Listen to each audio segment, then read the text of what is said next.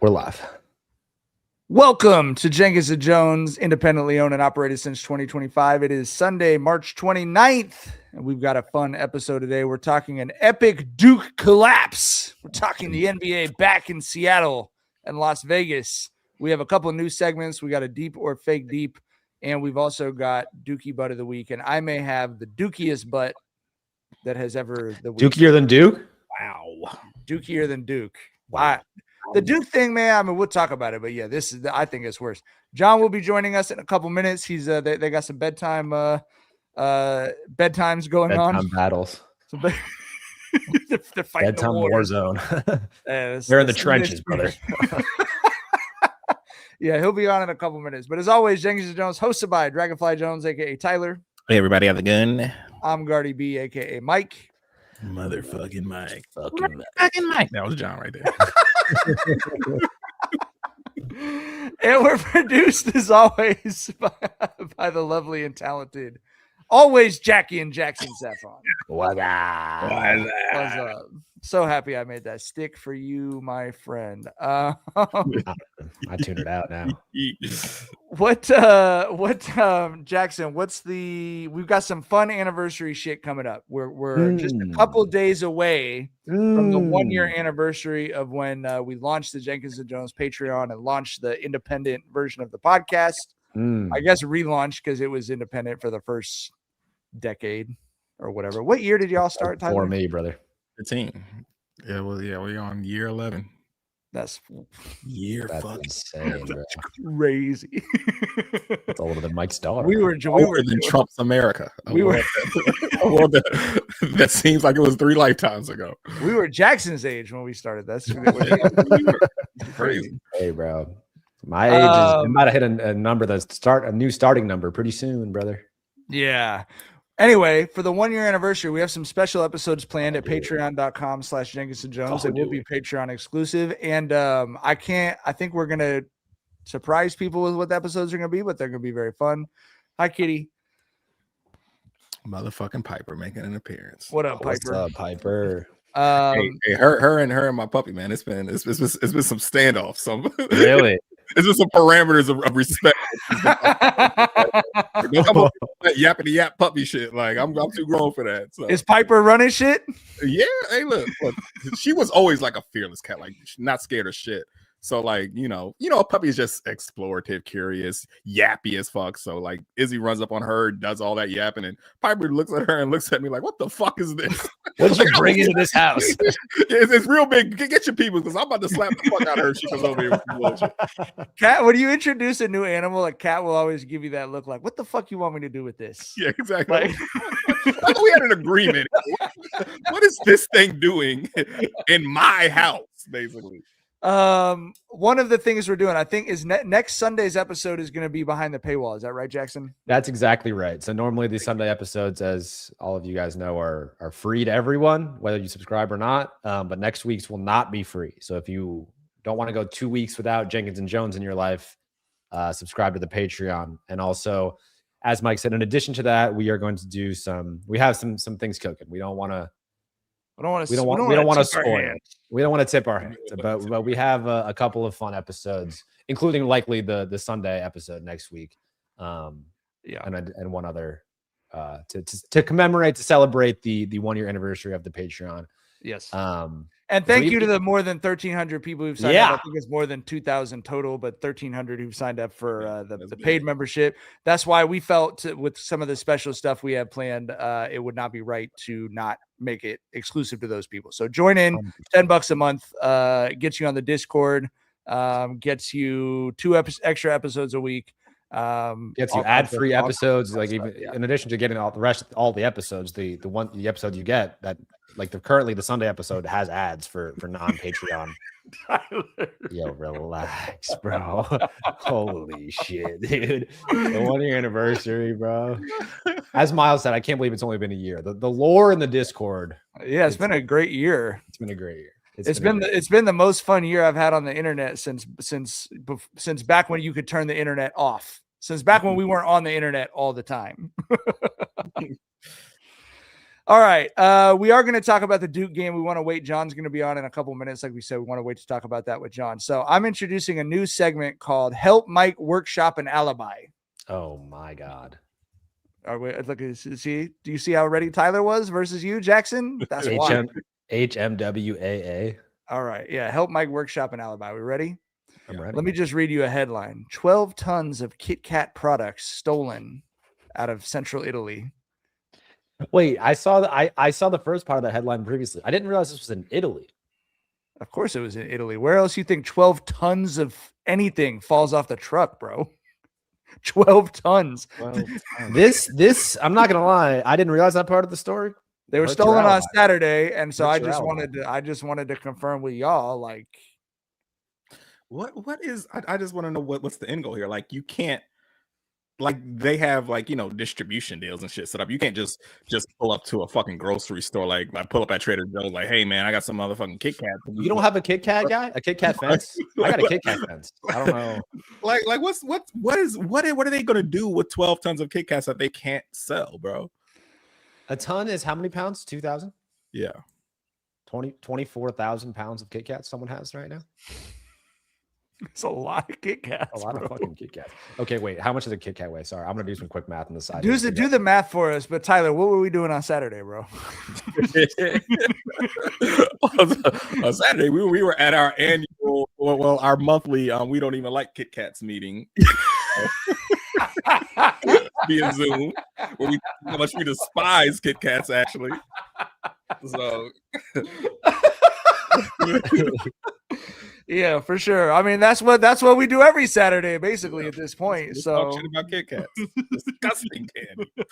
Horrible. Nothing I hate more than 24,000 pounds. Yeah, I'm very curious. What's the market for that? Like, are they going to melt all that shit down and sell, like? But then there's the wafers in there that complicate it, right? Like, you can't just melt it down and sell pure chocolate to like a fucking chocolate company or something. I don't like what are they going to do with 12 fucking tons of Kit Kats? It's approximately 256,000 Kit Kats, and if you multiply that by 2, because that's just like a Kit Kat, like a 2 by a classic, or maybe that's just one wafer. I'm not really sure, but 256,000 Kit Kats essentially. That's a lot of Kit Kats. Halloween. I mean, it is worth a lot of money. I guess I'll give him that. To Tyler's point, it seems like the worst thing you could steal because you can't strip it for parts. You can't strip it for parts. Like I said, there's no resale value where you can just black market to a grocery store. Like, what the fuck are they going to do with 12 tons of candy they cannot sell? They don't even really have Halloween. People are saying Halloween. They don't really even got trick-or-treating in Italy like that, to where you could give a kid 1,000 Kit Kats. Like, Mike, maybe this is the opposite of the game that you're trying to play right now. But do you think that the capital T, capital I, the Italians have a greater distribution network? Like, can you get in on the Kit Kat distribution in any way? We think, because obviously you didn't steal them. You were with Tyler at the normal We Hate Kit Kats meeting, but if you were to be called We Don't Even Like Kit Kats. We don't even like it. Sorry, I didn't want my bad for the misnomer. But is there any way you can get in on the greater distribution? Is it sort of like an Italians, helping out Italians with Kit Kats situation? Big TI, baby. Yeah, capital T, capital I, the Italians. They got the Kit Kats. Well, I would notice I'm on the podcast with two of my 3 really good friends here, and one of them reminded me of what we were doing on Saturday, and the other one just asked me to confess to a crime. So no. I did not have to confess to a crime. I asked, can we benefit from the crime? Yeah. We didn't do the crime. You didn't do the crime. But is there a way that you could, Can I get in on it? The answer that I would give you is not yet. I haven't. Understood. I haven't been able to figure it out, but I'm with Tyler, where like my first thought was like the people who stole the jewels out of the Louvre or whatever. They said when people steal jewels, they usually fence them. They melt them down and just sell the gold and the jewels or whatever. But you can't do that with 24,000 Kit Kats. Nah. Yeah, those wafers, bro, they complicate that. You know what I mean? But also they're wrapped. So like you're gonna unwrap 24,000 Kit Kats to get $1 each of chocolate out of them. It doesn't. And respectfully, it's probably not like the highest quality of chocolate of all the chocolates that you could steal. Maybe. Yeah, I don't know. It's not Ghirardelli. Right. Hey, I mean, if it was Ghirardelli, It's I might need it. Based on my reputation with Ghirardelli, I might need a double alibi. brother. I might need a double alibi. Speaking of Ghirardelli. What's up, John? Okay. I couldn't even tell you. Trying to say I'm delicious. I ain't mad at it, dog. You feel me? Yeah, John, high quality, delicious, John, we just introduced a new segment called Help Mike Workshop an Alibi because someone stole 12 tons of Kit Kats out of a manufacturing plant in Italy yesterday. But Tyler reminded me that he and I were on our weekly Zoom meeting. 12 tons. Like, how did this happen? Fell off. How do you steal 12 tons of Kit Kats? The old-fashioned way? What you mean? How you steal it? Well, they just like nigga threw it on his back like a crackhead and ran off, nigga. I mean, they put it in a truck and they drove the truck away. They took a truck. They took stuff off of one truck, put it on another truck, and drove the other direction, presumably. Man, Kit Kats? The price of chocolate up like that, nigga? Kit Kat's crazy though. I'll fuck with some Kit Kats. I love Kit Kat. Hey, nigga, I always love a Tyler. Kit Kat. Matter of fact, you don't like Kit Kats, fuck you, nigga. It's not my favorite candy. It's not my favorite chocolate. No, I just never fuck you, Jackson. But come on, man. Kit Kat's fine. Why are you crazy? All right. It's that wafer. The wafer in the middle of Kit Kats, that's a wafer, right? There is. I'm gonna say this. I think that the wafer in a Reese stick is crisper than the wafer in a Kit Kat. A what? I've been the Kit Kat wafers have been getting staler lately. What'd you say?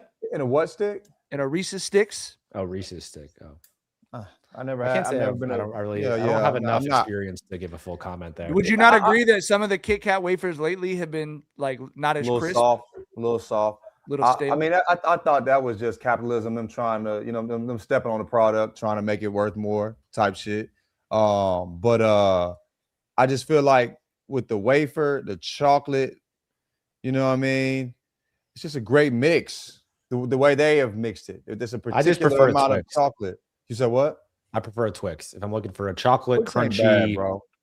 You want it more the nougat. No, it's just caramel. Caramel nougat. I just wanted to say nougat. I like you saying that word, but that actually doesn't have any nougat. Oh, there's no nougat in it. No nougat in the Twix. Say it again, nigga. Say it again. It's the nougat, right? It's always the nougat. Why you put 7 O's in? It's like you're giving someone a noogie. Nigga, I just wanted to say it, bro. Nougat. But hey, if y'all want to talk nougat, we can talk nougat. Like I told y'all, the reason I love Zero candy bars is because they use almond nougat, bro, and that makes such a big problem. Oh man, I wasn't even hip to that. I just know that. I don't like nougat like that. That's why I don't like Zero bars are good.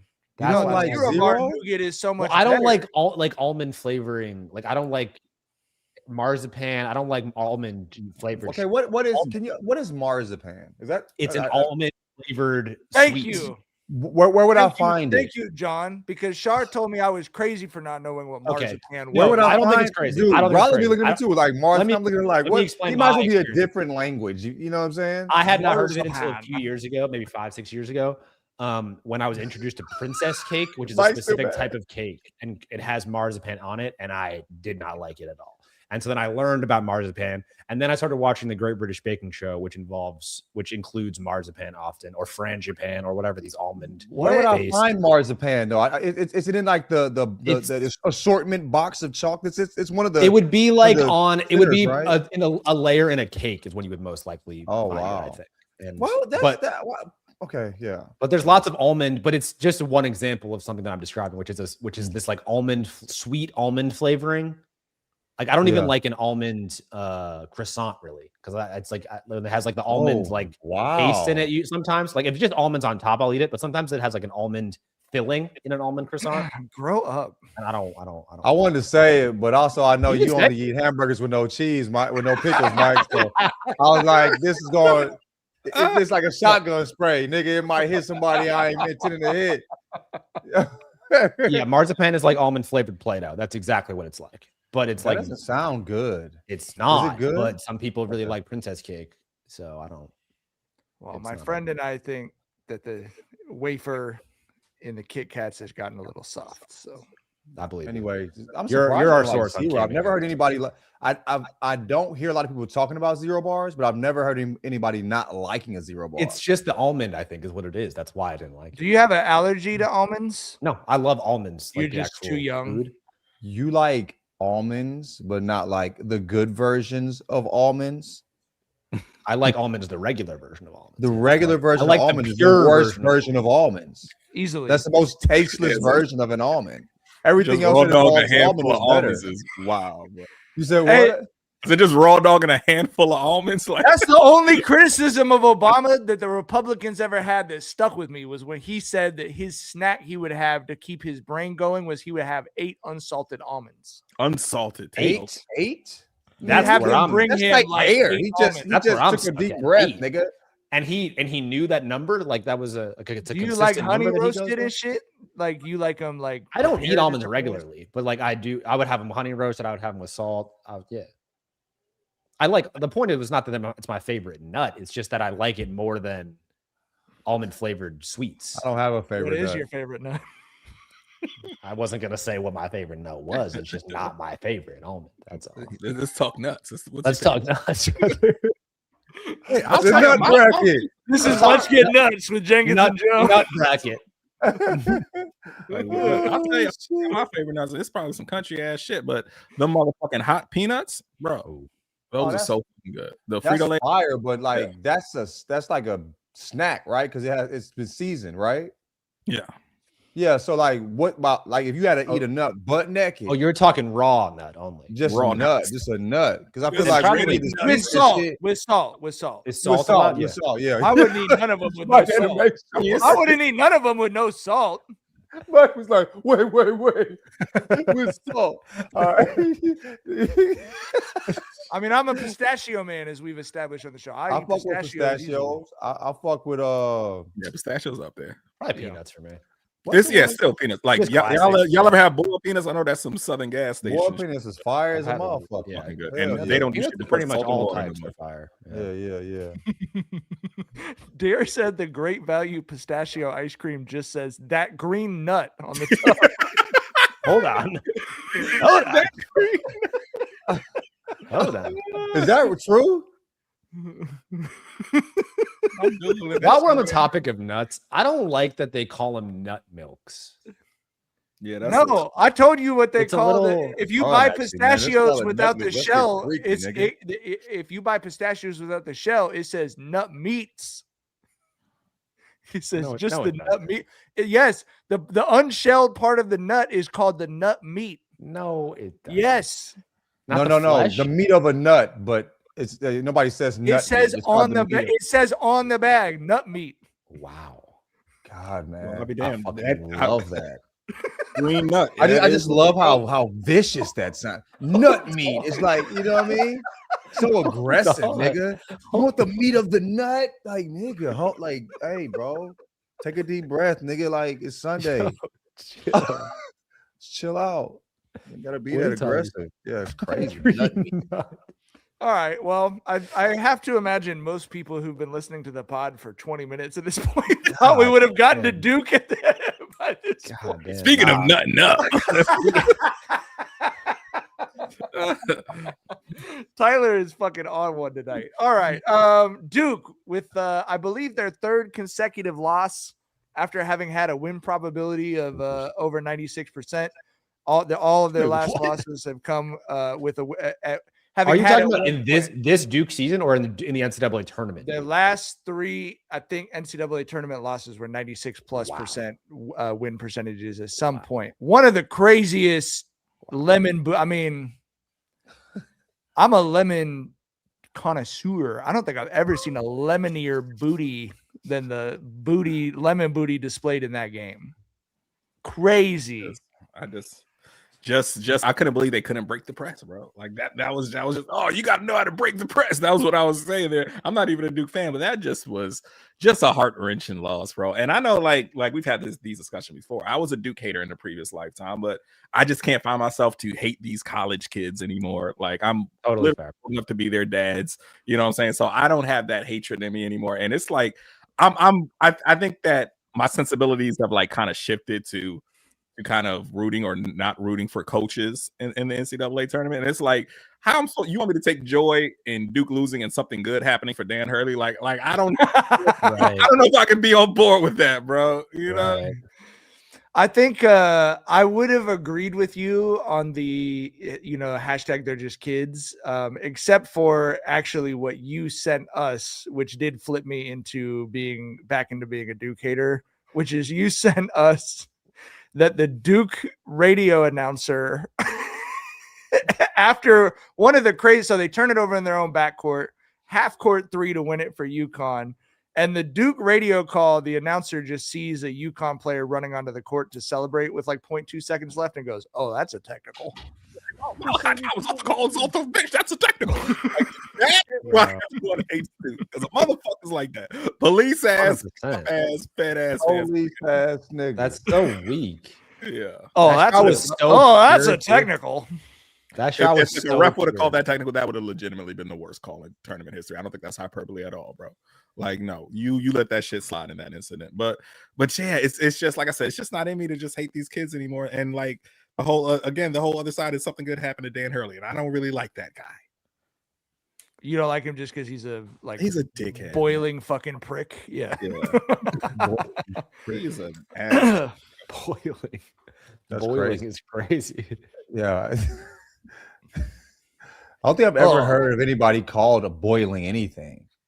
It's interesting. My mom will call anyone she doesn't like a prick, and she'll say anyone she doesn't like is a boiling something. So that's like great, bro. Yeah, that's awesome. My mom had like a real thing to not cuss in front of us, so she had all kinds of. She would be in traffic like real creative with you. Lizard breath. That was like she would hit lizard breath, and we'd be like, "What the fuck is lizard breath?" And she'd just be like, "I dead ass be hurt if a motherfucker called me lizard breath, though. That's what I do know." Lizard breath, damn nigga. Shit. Every time I see Dan Hurley, I just think, and I know he was not really going to get the Laker job. I just think JJ Redick might be a prick. But that's the Laker. That's my prick. Hey, Dan Hurley ran it up on the motherfucker. Him and Woj, one last heist from Woj childhood friends. like I can't even get mad at that. You helped your childhood friend run it up and get a big payday. Like, it ain't my money. I have no reason to be mad at that. It would have been funny to watch Braun throw Dan Hurley through the window at Staples Center. That would have been funny. Dan Hurley, he's just not the way that he interacts with his players. That's not gonna fly with grown ass men in the NBA. You'd be a fool to hire Dan Hurley, bro. In my personal opinion, if you're an NBA guy, NBA team, whatever. Yeah. All right. We did get the news, NBA news last week, which we haven't really talked about yet, that the NBA is moving forward with plans to add expansion teams in Seattle and Las Vegas. The Seattle team, per an agreement already made with the Thunder, would adopt the history of the Sonics. Here comes Ariel Smoke in the super chat. The Rams is like Sting out this one. Dropped it with a heater. Conclusion, the way they did was heaven sent. Even you, we are all heaven sent. F you, God. And he said, "Fuck you, God." He covered all the bases here. Like our guy Ariel. Salute to Ariel. Ariel, Patreon subscriber, join us. Patreon subscriber. But the Seattle team will be called the Sonics and will adopt the Sonics history, which I think I think that's great to hear. Great. That's great. Jackson, you're from Seattle. I know it was painful for you, even though you're a Celtics fan, to have the hometown lose its team. How did you feel about this news? It's great news. It's awesome news. I mean, I hope that because there's a little bit of, well, we need to make sure the bids are at the appropriate amount before we move forward. Like they are like sort of like couching it slightly to not guarantee that this is all going to happen. It does seem like it's going to happen. I'm hopeful that it all happens, and it would be just amazing, man. Thinking about, I mean, all the Sonics Gate, like the documentary team and all the movement around that a long time ago. I know that everyone in the city has been wanting this for so long. It honestly, it's been so long that it almost feels a little bit like anticlimactic at this point. Like it feels like we've false started a couple times on this expansion stuff before. But I'm just glad that it's going to happen. I'm just bummed that it's taken this long, but I'm glad that it's going to happen. I'm bummed that it's taken this long, mostly. I mean, just in general, but personally, I'm mad it's taken this long because as I've said on the pod before, I believe my best friend from home's dad is Kevin Calabro, the longtime Sonics announcer, and it would have been great to have him like be back in a full-time capacity as their long-term play-by-play guy. And the intel that I have is that he's just getting kind of old, and so he's not sure if he's gonna keep doing this, being an NBA play-by-play guy full-time. This is his last season with the Blazers, so depending on how long the expansion takes, he may just like be tapped out and retired, which more power to him. So, and just in general, I'm just bummed that it's taken this long, but overall very positive. Vibes are up. I'm stoked that it's happening. Would you still be a Celtics fan if they would have stayed in Seattle? For sure. He just is Boston because of his dad, but you are I assume a Sonics/Celtics fan for sure. And I was a Boston sports fan, tried and true because of my dad. But growing up in Seattle, all of my friends being Seattle fans for all the major sports, and then Ichiro came for the Mariners, so that brought me into the Mariners fandom. I was a basketball person, so that naturally brought me into some Sonics fandom a little bit, and I was a Seahawks fan for a little bit as well before the Seahawks Patriots first Super Bowl, when that has since been nixed after that. But I support all the Seattle teams, very much so, but just secondary to all the Boston teams. Yeah, I don't think anyone was particularly surprised. It always felt like it was just a matter of time before NBA came back to Seattle. Seattle's a great sports city. Y'all are going to be one of the handful of cities that have, a team in all of the big four teams now. Yeah. So yeah, it's like growing up, the Sonics were just cool, bro. Like they were just cool from the uniform. That fucking floor at Key Arena, the burgundy, the green and the gold. That's like the prettiest NBA court I ever saw in my life. Fucking Glove and Kemp. One of the coolest fucking duos in NBA history. Like the Sonics were just cool, man. They made basketball fun, and it's good that Seattle has a team back, because that's for sure a city that supports their sports franchises and deserves an NBA team for sure. Yes, and Xavier in the chat said the Kraken also fired Branding, which is the hockey team that is new, and the Kraken are very important to the timeline of all this, because part of the issue in bringing the Sonics back before this was the worries about the infrastructure, because Key Arena, while an iconic place, poorly built old arena, and so they needed a new arena. Dope as fuck though. Dope spot, old building. Second favorite place I've ever seen a basketball game after. Dope spot, but the league literally was like, we are not having the team play at Key Arena again. So there needs to be a new arena, and they didn't build a brand new arena, but they completely renovated Key Arena. It's now called Climate Pledge Arena. It's where the Kraken play, and the Kraken being successful and the arena functioning for an successful NHL team is a big part of the league, even allowing a Seattle to be one of the destinations. So it is great that the Kraken did what they did, and it's also, I personally think it's awesome that they didn't build a brand new arena. Even though it's not Key Arena anymore, it's Climate Pledge Arena. It's brand new. It's a new. They completely refurbished it. I think it's personally great that it's in the same spot. So I love it. I think, I want to say this. I think it's embarrassing for the NBA that it took so long to do this. Seattle is an awesome city with an awesome sports history and great fandoms for all of his teams. We have so many podunk ass fucking cities with NBA teams compared to Seattle. And given how horrible it was, the way the team got taken away with Kevin Durant as a fucking rookie. Still got they got pictures of Russell Westbrook and Kevin Durant in the hats. Yeah, right after Russ got drafted. Yeah, and I've told this story on the pod before, but Shar and I, when we got married in 2007, we did a road trip around the country, and we happened to be in Seattle in April. We went to the next to last Sonics home game at Key Arena, where Kevin Durant hit a buzzer beater to send it to overtime, and a buzzer beater in overtime, and a buzzer beater to win the game. Sheesh. And that was we just walked up to the arena and bought scalp tickets for like $25 or some shit.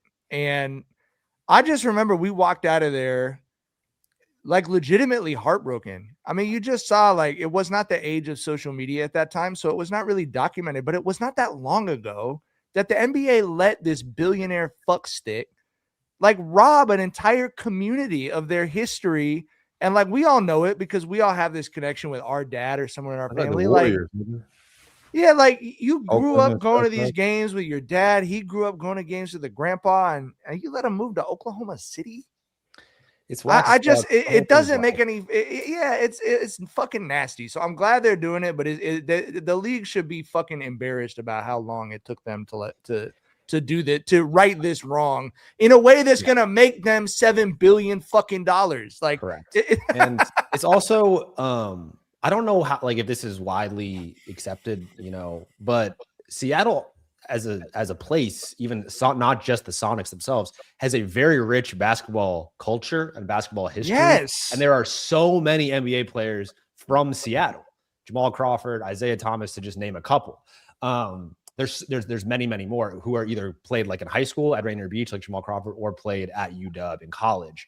And I really, really, really hope that whenever this happens, hopefully it's in 2028, because they're saying that's when Kevin Durant, like the timeline would match up. That's when Kevin Durant's a free agent. That would be really cool. But whenever it does happen, I really hope that, and I'm sure that they will, that the organization involves some of these Seattle legends, even if they weren't necessarily Supersonics, but like Seattle basketball legends. Yeah, I remember when there was a conversation between NBA Seattle guys, and they were talking about like who was the best high school dude from Seattle, and everyone said Nate Robinson. Nate, yeah, yes. They said Nate Robinson was the best high school player to ever come out of Seattle. They said he was the best athlete ever because he was a football guy too, like a cornerback as well. Yep.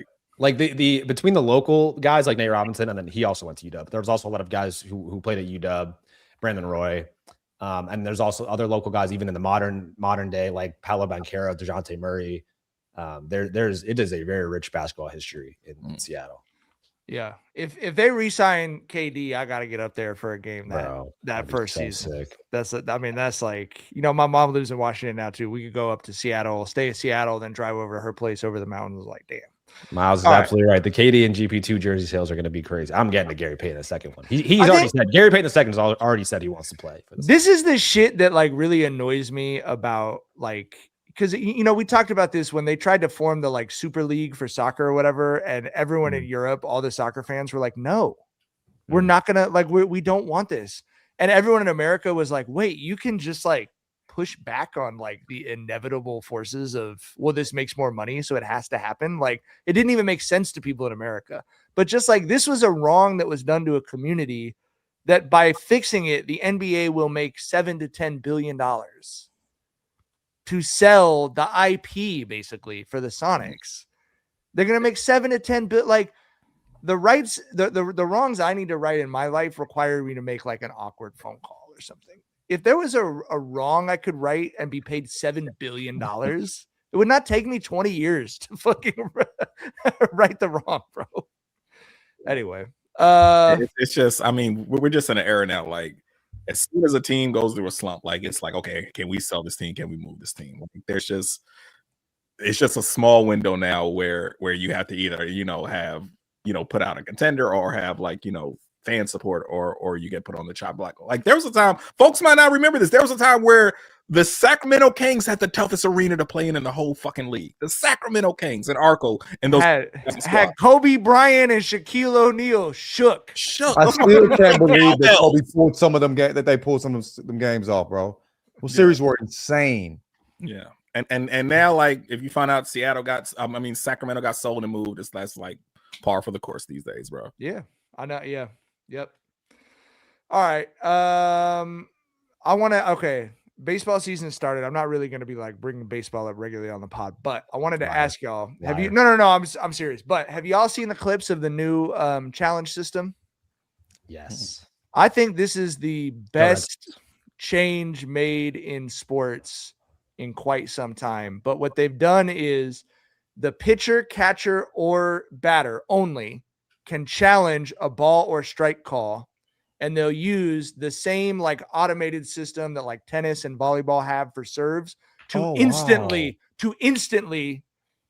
say whether it was a ball or a strike. They've done individualized strike zones for every player based on their height, which is really funny because we have the first ever like disincentivized reason for guys to lie about being short. There's no line. They're measuring. People's heights have been drastically changed. Yeah. Right.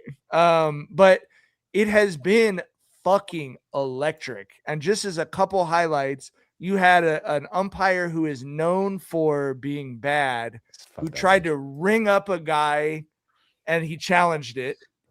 And then it was a ball, and then he tried to ring him up on the next pitch, and he challenged it again, and it was overturned again, and the umpire looked like he wanted to kill this. Can you send me this footage? What's the rule? How many challenges do you get? Changes the game a bit. You can miss 2.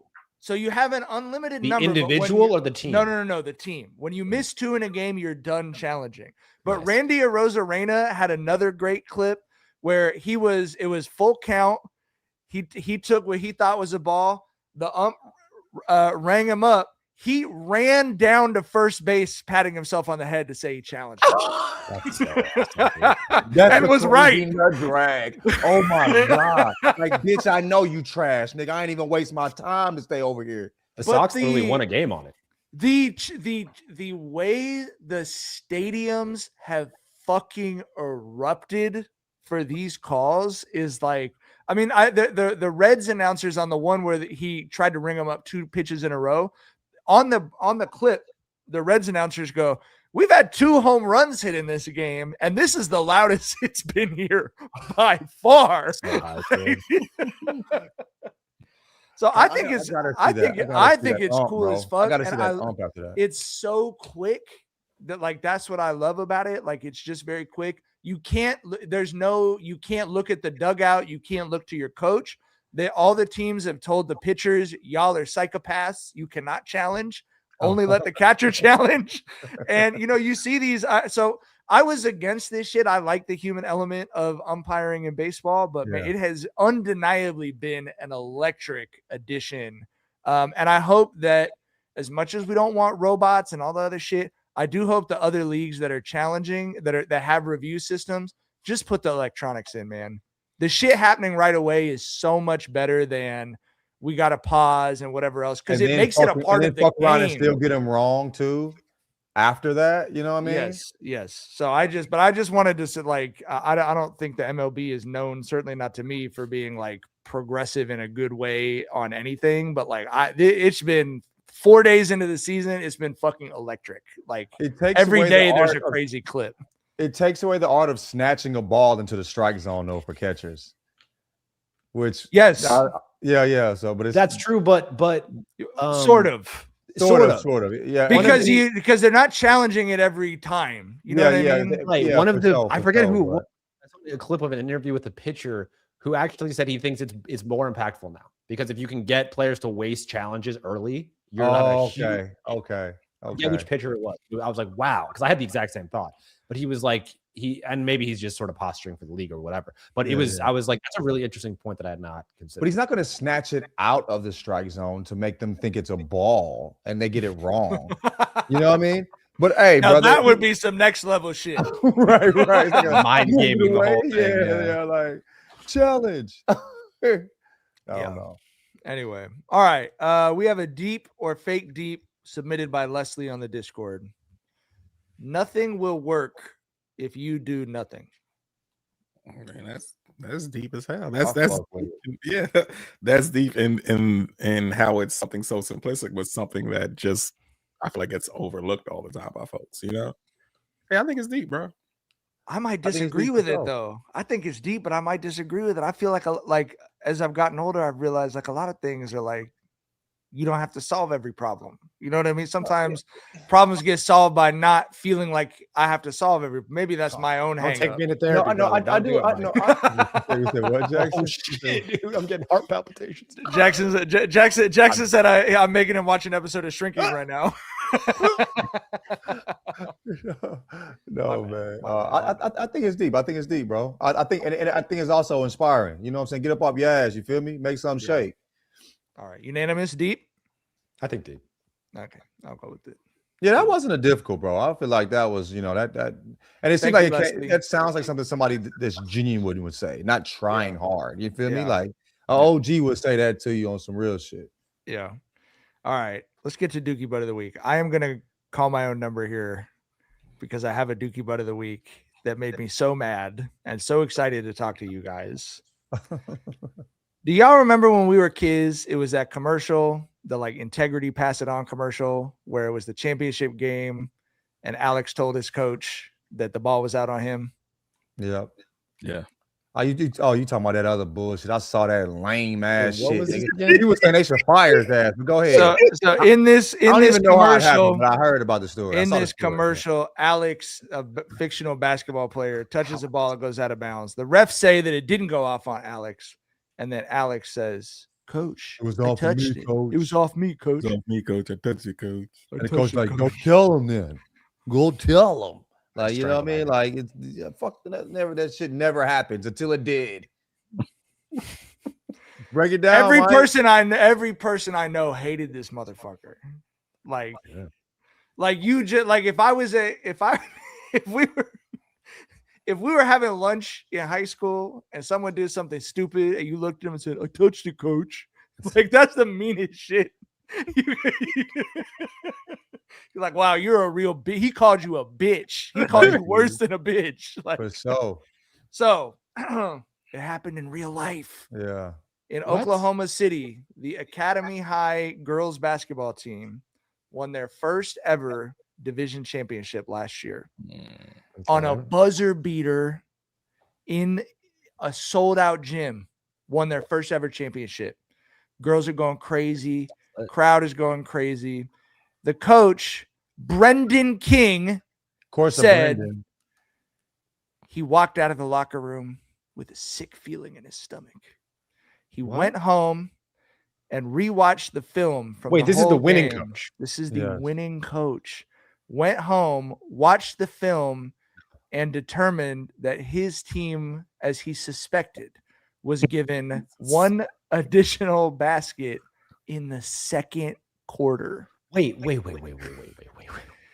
He then told his team about it. He recounted. They have video. They had him reenact watching the film and writing down every basket. No. He then told his team, "We didn't really win the championship."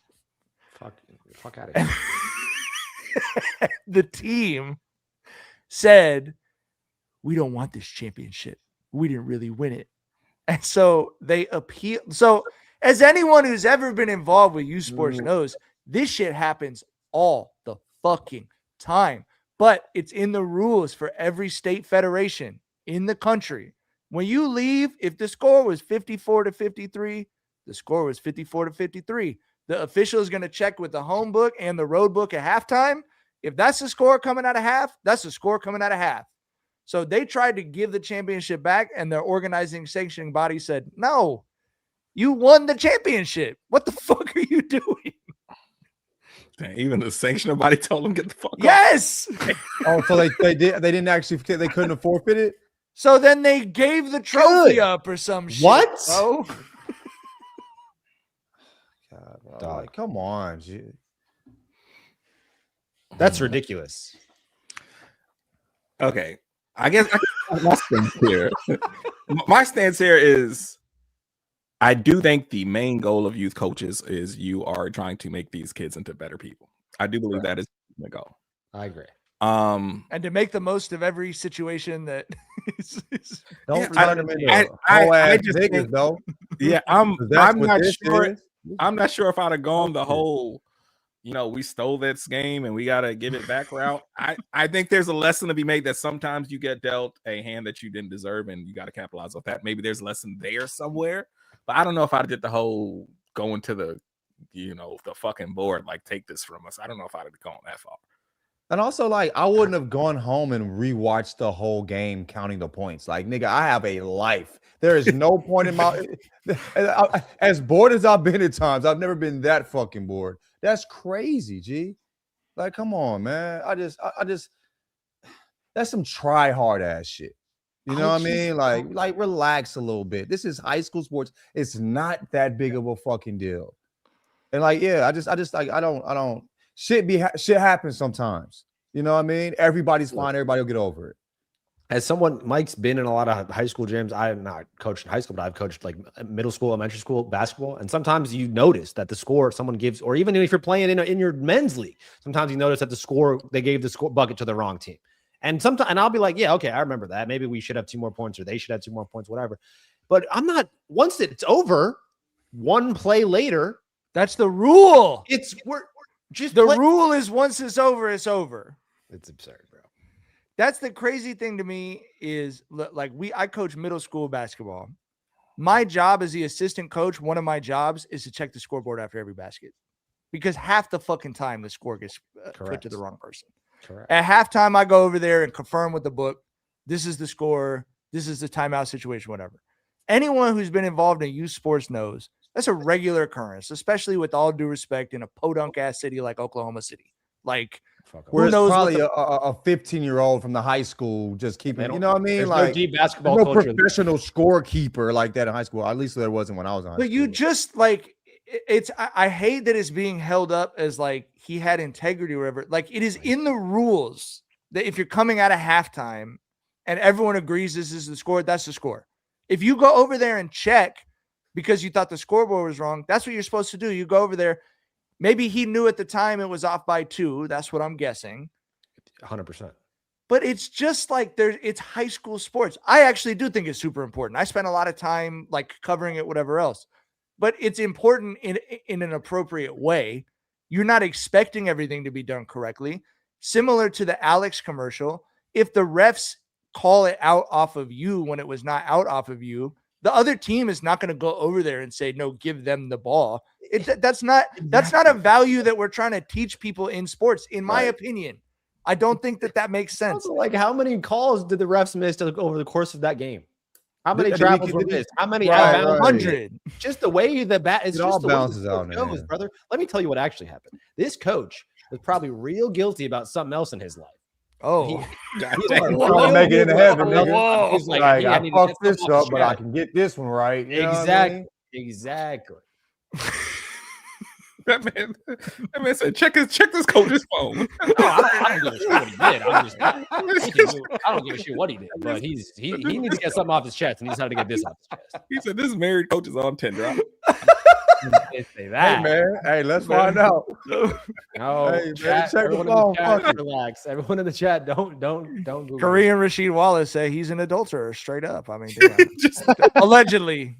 I didn't say that. I said he has some shit. He's they said he's a degenerate. Hey. I said he has some shit he feels guilty about. Chat's funny as fuck, man. I think Mincy makes a good point here where he says there's a difference between teaching integrity and blocking your blessings. These kids need to learn to catch whatever break they can in this fucked up world. And yeah, I'm like I said, I think there's a moment in you and them getting dealt in an advantageous hand like this. I think there's a teachable moment there. I don't disagree with you about that. I think that like they just won the Spirit of Oklahoma award or some shit for this. I think the thing that like, again, being involved quite a bit in sports at the high school level is they're not abiding by the rules. Like the rules state that the game is at halftime. It's officiated with the score that is agreed upon and that you cannot leave and recount. That's on the other team.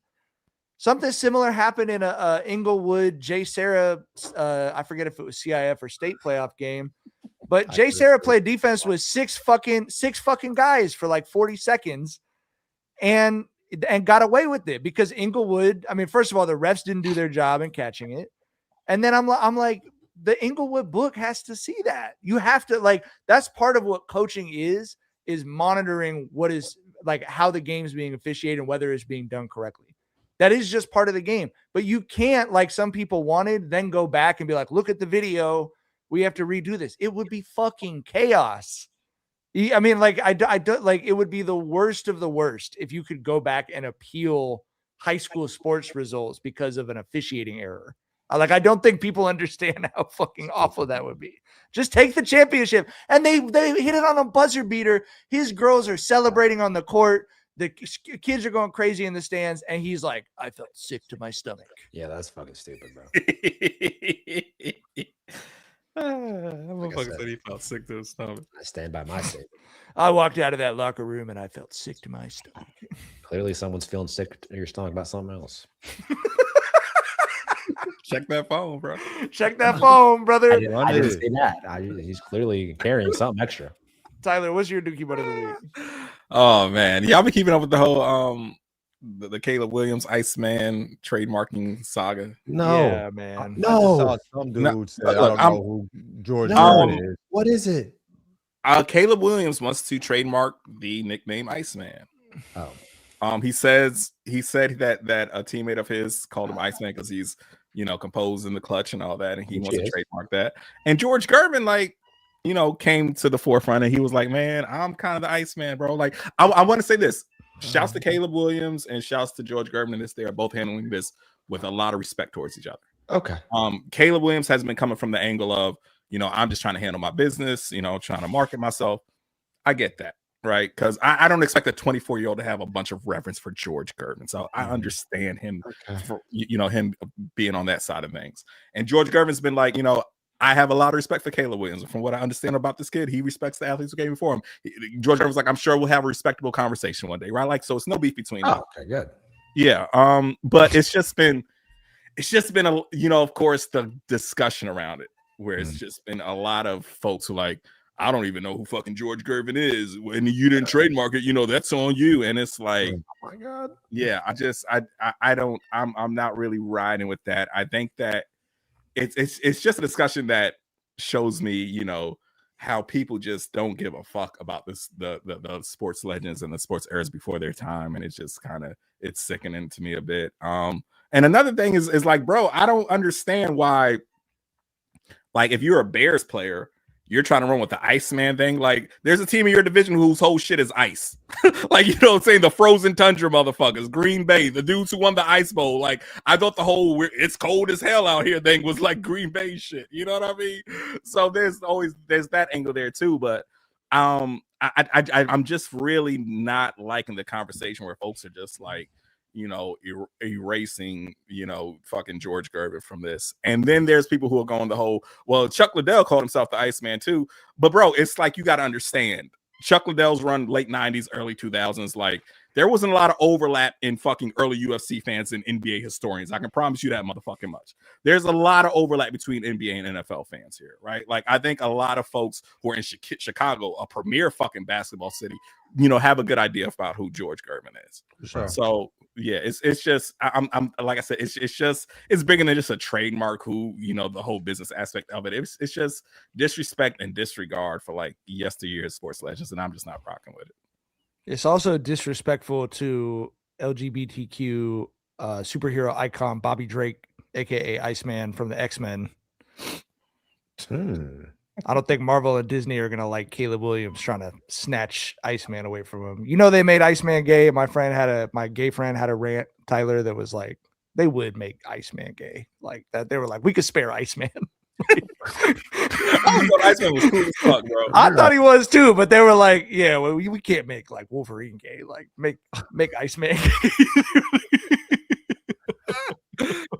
Wolverine been gay since fucking 1890s. 250 years old. Yeah. But and the whole thing is I'm not even, look, I love Caleb. I'm not even sure if he's earned that yet. Just off like one postseason where you had like a couple incredible plays. Like, bro, like I'm just not rocking with it, bro. Just flat out. I mean, that definitely hasn't earned it, but I feel like, like he said, from the marketing standpoint, of course he wants to. You can, you know what I mean? But yeah, calling yourself the Iceman, I mean, I think that's something you would want to like do that when like the league is considering you that. You know what I'm saying? Not like your homie called you and you liked it. You know what I mean? Yeah, he said a teammate of his called him that, which yeah, but I don't think that. He's not known as that. You feel me? That's something he just wants. And we're talking about a bunch of fucking 24-year-olds. The teammate Luther Head, who nicknamed that, probably is because of the whole Drake's whole Iceman push. Like, we can't let George Gervin lose his place in history because Drake. Fuck that. Hell no. I just think, like, I could see, by the way, Jackson's so happy we're almost done talking about this as a Caleb Williams super fan. I just think, like, Caleb Williams is actually cool. Mm-hmm. And so, like, him doing this to me is the most forced and uncool shit that I have heard about.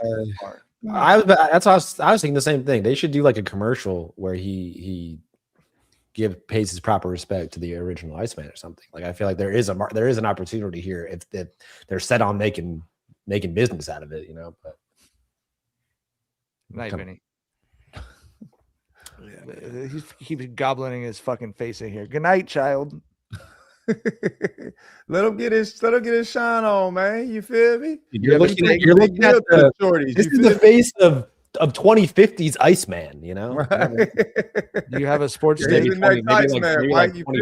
2040, I guess. What did you say? What did you say? All right. Get the fuck out of here. Good night. Later, Iceman. Did he say something stupid? I couldn't hear him because I had the headphones No, on. it just seemed like it was chill. Yeah. Okay. What? I didn't hear what he said. I just wanted to. I didn't hear. I'm just live for the homie. You feel me? Okay. I don't even know. It did Okay. seem. I just imagine he said something chill. Yeah. Okay. All right. John, what's your Dookie bet of the week? Tiger Woods, bro. We were trying to figure it out. We was at the driving range trying to figure who's this nigga Tiger Woods. Another DUI, bro. Flip this fucking shit, bro. I don't know all the information behind it, dog, but like I've just never seen somebody try to fumble their name more than him. Try to shit on their legacy, like, you know what I mean? Like, it's just everything he seems to do outside of golf is just like nasty, like the shit with the president, all that type of shit, bro. Like Nike tried to run that commercial, what Tiger did for that nigga didn't do that for us. Tiger said he wasn't black. The nigga said he was combination. He made some shit up not to be a nigga. You know what I'm saying? But yeah, he did all this for us. You know what I mean? Tiger Woods, he did this with us. Fuck out of here, man. Combination is crazy. MJ in probably 15 years. Fuck you talking about? I just think this is crazy. But yeah, bro, I had a dude hit me who's been in golf for hell. Is like, I love being black and I love Tiger Woods, but this nigga make me hate both of them. Like, I don't know why he make you hate black. He ain't black, nigga. That's why I said. I was like, this nigga ain't black. I don't know. The Venn diagram of his actions and niggas is not, ain't nothing touching. So anyway, yeah, Tiger Woods, bro. Like, come on, man. Tweaking. You saw the image of him after he left too? Like, ooh, I'm in trouble this time. You can see it on yeah, bro. Shit, you tweaking, dog. Hey, bro, It's sad, really. I'm clowning, but that's some sad ass. It is shit, sad, bro. They said he got some he shit was inside of him that's not healed. It seems. They said he was real perky. That's what they said. Oh yeah, somebody, the dude we was playing. When I heard the news, I was on the golf course, and this dude we was playing was like, yeah, that man definitely on perks. Like, yeah, that man definitely on perks. It was like we just heard about it. He just automatic, perks, nigga. He got a perk. Yeah. Look, bro, he denied the urine test. He was like, nah, y'all can put that drunk label. Y'all don't want to find out what's in my system right now, bro. It's like, probably more than perks too, bro. He probably got that white girl in him, all types of shit. You feel me? Yeah, he different, man. Yeah, I don't know, bro. Like I remember when my old ass was when Tiger first hit the scene and was on Oprah and did the whole, I call myself combination. And I was like, I don't know about this guy, man. Hey, like I was a kid, like I don't know, dog. Like, I feel like like we was like, oh, Black Offer, ain't he cold? We was fucking with him. He did that. I think I heard the whole community groan, nigga. Because everybody fuck with Oprah, nigga. You feel me? I'm not. Well, I'm not. How do you Black so? Because I think they hit him with some shit like when he won the Masters. I hope that he don't got chicken and watermelon. And we was all like, man, fuck that goofy ass nigga. We fucking with Tiger type shit. This motherfucker came out there. I'm not black. I'm combination. He was young, granted, but ain't no way in hell. You know what I'm saying? A real nigga saying something like that. So he one of the first places he golfed at was Hartwell Park, right by where I grew up in Long Beach. And I remember the stories when he first started winning junior stuff. He was in the newspaper and everything. He's not from Long Beach, but that was like they had a juniors program there, and his dad would take him to it. And he would be quoted talking about some shit. And I remember at the time, even as a kid, reading it and being like, this sounds fucking crazy. Like, this sounds like his dad was torturing him, bro. Like, it's like, and I just remember reading about it and being like, maybe I'm just like, I'm cool, like maybe I'll just be pretty good, But we all like there's footage of like a toddler Tiger Woods on like Johnny Carson putting shit. Yeah.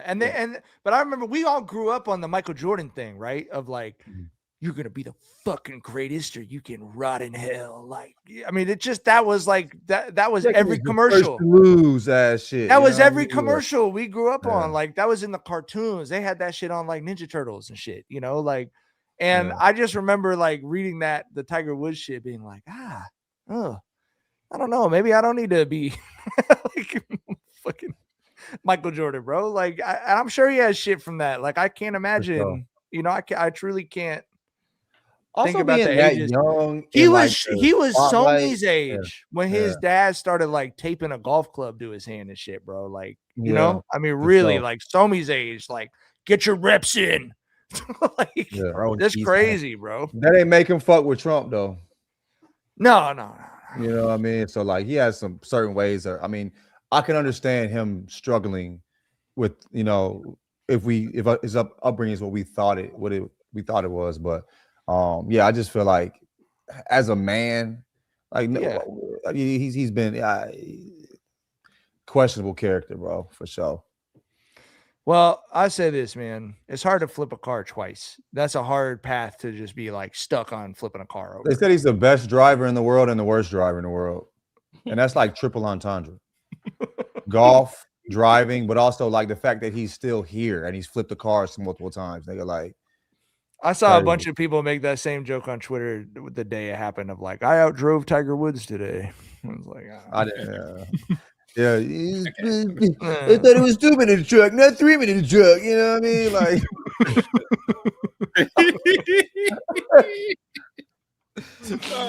look at you. Real Good big job, 2011 brother. Twitter energy on that. real. Real big. Here's a picture of my sandwich. Twitter energy on that one. Yep. Jackson, who's your Dookie butt of the week?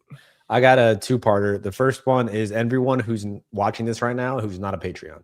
There's probably 50, 60, 70 you guys right now who's watching right now who are not subscribed to the Patreon. Gotcha. Y'all are my Dookie butt part one. Y'all got to subscribe to the Patreon, man.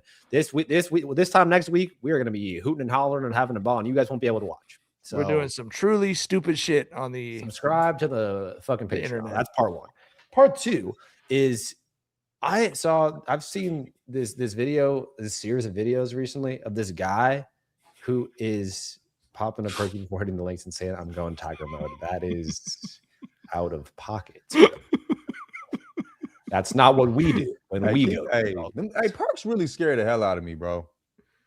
Yeah, that's Like, I don't drugs, know how bro. much- We don't You said we don't what? do drugs. I said that's drugs. We don't do drugs. Real drugs. I get high, but I don't do drugs. You feel what I'm saying? Like, that's crazy, I don't nigga. do those drugs. Yeah, that's a different type of drug, nigga. A perk, bro. Crazy, man. Let me just hit this tree, dog. Crazy. This right here. A perk, you professional drug taker. That's crazy. No, seriously, dog. No, I Like, know. I'm gonna take a prescription drug and get fucking high, dog. Like, nigga, that's your job, nigga. That's your career. At that point, Tiger Woods, the golfer and the druggist. Nigga, like, you put that on your CV. If you doing perks, that shit crazy. They say you Weird. never popped a perk 30 and ran out on a bill at Chili's. That's true. You got me on that one. I know, for sure. I never popped a perk nut, nigga. Fuck out of here. Perk 30. Hey, look, it's for sure generational divide because these young people give a fuck, bro. Like, That's that dope, Tyler. They Yeah. on that dope, nigga. I'm not even going to say all the things that John said about doing or not doing, but I don't do that. Hey man, My Dookie butt part two. you're a younger millennial. You know what I'm saying? So like that, yeah, all the like that's anything outside a tree. I mean, mushrooms is like, oh, well, you do shrooms, cool, like respect. You feel me? Like I'm just not gonna partake. You know what I mean? Like weed is where I draw the You limit. But personally are making a mistake there. you but said what? I think you personally are making a mistake with that one, but Yeah, but people say that too, but I'm fine. like, making that whatever. mistake. Nigga, I've made mistakes before. You know what I mean? Yeah, but cocaine, like that for real. When it's there, like I'm like, ooh, I need to leave I might leave a location if I see cocaine. yeah. Hey, listen, bro. Like, Like it's okay, y'all on some. Y'all, I'm not with my people anymore. the thing about cocaine users is they act like you're the crazy one if you don't use the cocaine. It's They said like, you want to get a buzzkill. They said that. Anyway, go ahead. like, bro, it's someone who's been smoking since fucking middle school. If I'm at someone's crib, I always ask, yo, it's cool if I can spark here. I always ask that before I do it. And if they say it's not cool, it's not cool. At the end of that, cocaine motherfuckers just pull that shit out. And they just get the tooting. Like there's no decorum with them, bro. They act like it's candy. They act like they're eating sweet tarts, bro. They act like they're popping a Tic Tac. You motherfucking hit a tree like that. That's okay. That's a normal nigga. You tune shit up your nose. You can't and then look at me normal, and we gonna keep playing the game, nigga. I'm gonna stare at you. Yeah, man, with me, bro. I tell you, bro. Like at a schedule. How are we here right now? The fuck, nigga. You feel me? Rub this shit on your gums, and I'm just gonna look at you normal. Like, I mean, bro, I can't. I'm sorry, nigga. Look, I'm fine with being an old nigga on that one. That should never normalize with me, dog. I'm sorry. Fuck you mean, nigga. That cocaine is different, nigga. Hey, yeah, motherfucker. And then you gotta every 10 minutes, you gotta keep hitting that shit. But I get high, I'm cool for damn near 45 minutes. I do, you know what I'm saying? Like, I'm straight. You know what I mean? Like, if I want to, or an hour, if I really, you know, but like, damn, every 10 minutes, I gotta see you snort some shit up your nostril. You know what I mean? What? Hey, get that book out your nose, man. Like, I just that shit nasty. And have you seen like motherfucker shit will foam up too? You know what I'm saying?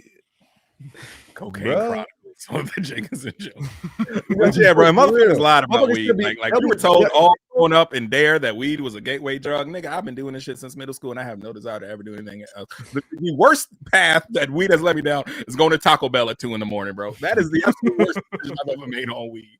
I have no desires to go any further than weed as far as drug consumption. John, how long were you out with that infused drink? Oh, that shit beat my ass, nigga. That was my life. Subscribe to the Patreon to find out, perhaps. To find out what potentially more than an hour for sure, nigga. I think people who do cocaine at parties is the only people I've ever had. Like, you know, y'all know I don't smoke or drink or anything. I've never been at a party where people were smoking weed and someone was like, "Ugh, you're not smoking, bro." Like but like if people are doing cocaine and you're in the room and you're not doing cocaine, I had someone like, "Dare, are you one of those Dare kids?" I was like, yeah. All right, bro. And also, I'm judging the fuck out your crackhead ass, nigga. You know what I mean? I might be a Dare kid. At least I'm not a fucking crackhead, bro. You are putting chemicals in your nostrils, bro. I just never put anything up my nose. Like, you know what I mean? Stuff comes out of my nose. That's how I feel about it. How you gonna snort something, look at a nigga and judge him? I'd be embarrassed. You can be shamed. Put in your nose, you know what I'm saying? And look at bitch, nigga. Go clean your face, fuck nigga. You know what I'm saying? That shit wow. I'll be damn, nigga. Nigga try to judge me with cocaine on their nostrils. Look in the mirror, nigga. Shit. Oh, crazy. Anyway, was that part 2 of the 2 parts? Oh, I forgot I was even doing that. Sorry. No, it's all good. My second part was just this guy that I've seen videos of who's domesticated a coyote, and I just don't fuck with that in any capacity. I just think that's a mistake. It's not even He's a good bringing a coyote into his house with his dog and cat there and giving it hot dogs. Nope, no sir, don't do that. Oh, he's giving it hot dogs, all right. He's giving it fur wrapped hot dogs. He's petting the coyote like it's a pet. It's not. It seems like a mistake. Bro, I saw a coyote snatch a gopher out of the ground. Like, I've never heard an animal make that noise before.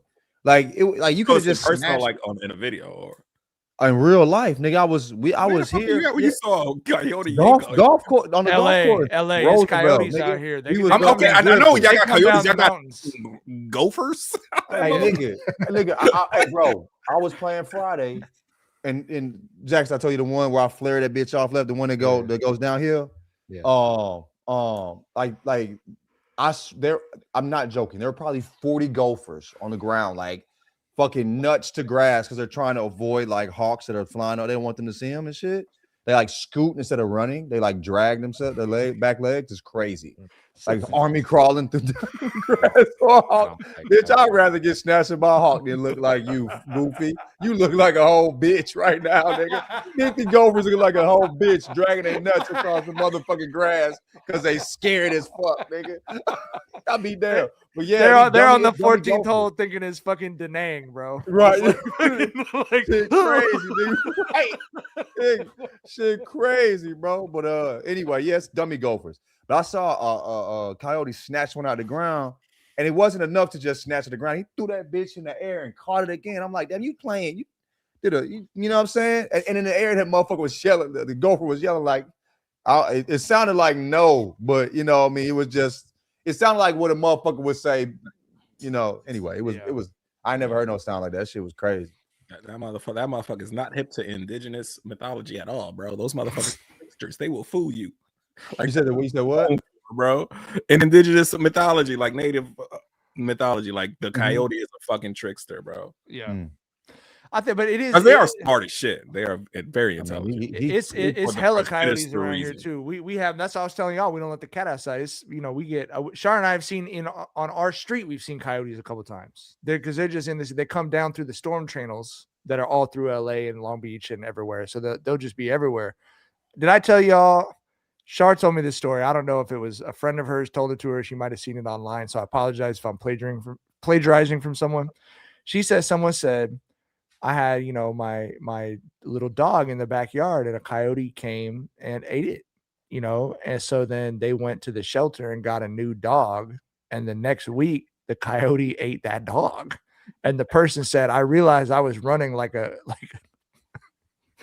Uber Eats for this coyote. I had to stop getting dogs. The fucking coyote was like, "Hey, Amber's got it." That nigga pulled up in Mendocino, nigga. I'm finna pull up in Mendoza tonight, nigga. They got them a new dog. I got the chicken caprese. They changed the menu today, ma. I gotta tap in. Nigga. I tell you might want to run it back.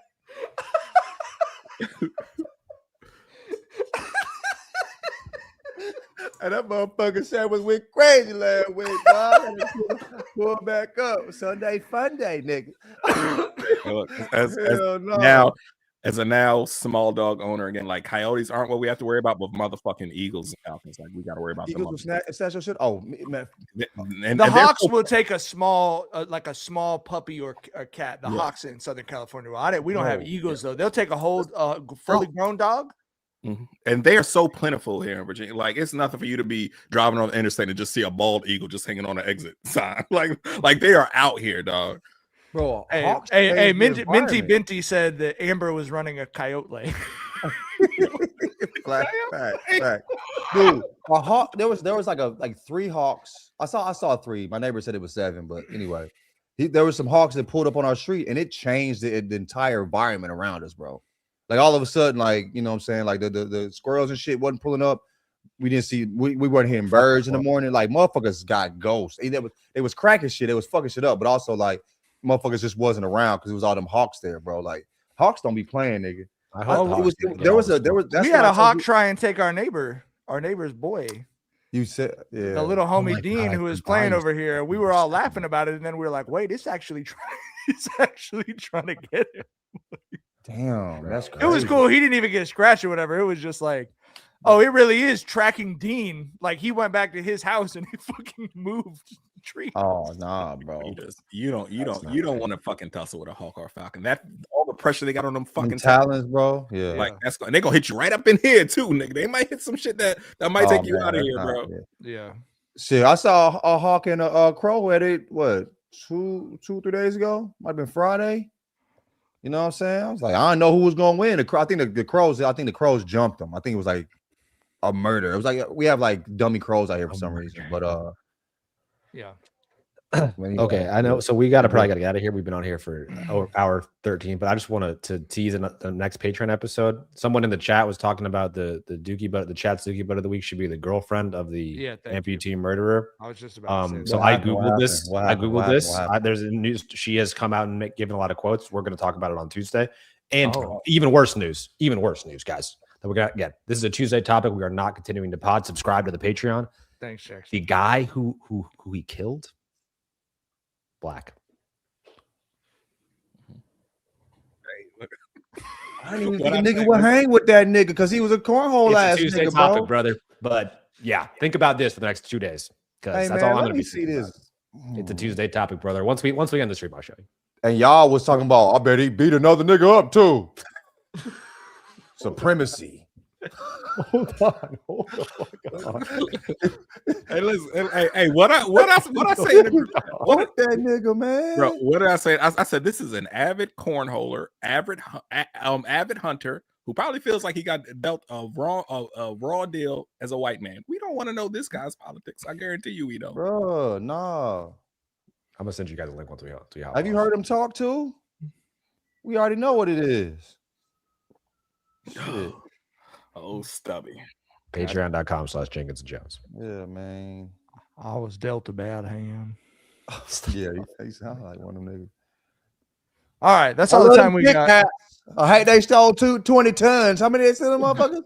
12 tons. Talk. 12 tons. All right. 12 tons. We'll be back on Tuesday and Friday, I presume, this week, but we'll figure the times out in a minute, and then we'll have that up on the Patreon. Patreon.com/Jenkins and Jones. A lot of fun stuff coming up over the next week. Vinny's here again. We'll see everyone soon. Bye. Bye.